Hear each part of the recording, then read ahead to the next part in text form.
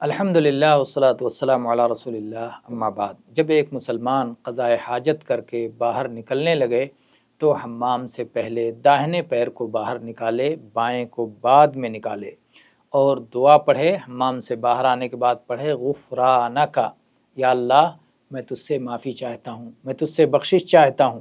یہ عائشہ رضی اللہ عنہ کی حدیث میں ہے، اس کی وضاحت آئی ہے۔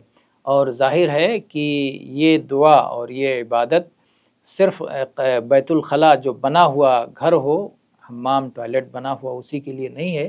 اگر کبھی کھلے میدان میں اگر کوئی کرتا ہے تو وہاں پر جانے سے پہلے کی دعا پڑھ لے، اور فارغ ہونے کے بعد جب وہاں سے ہٹے تو فارغ ہونے کے بعد کی دعا پڑھ لے۔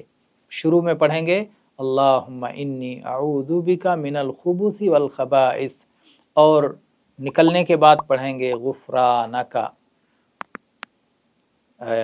اسی پر اکتفا کرتے ہیں۔ واللہ اعلم والحمد للہ رب العالمین۔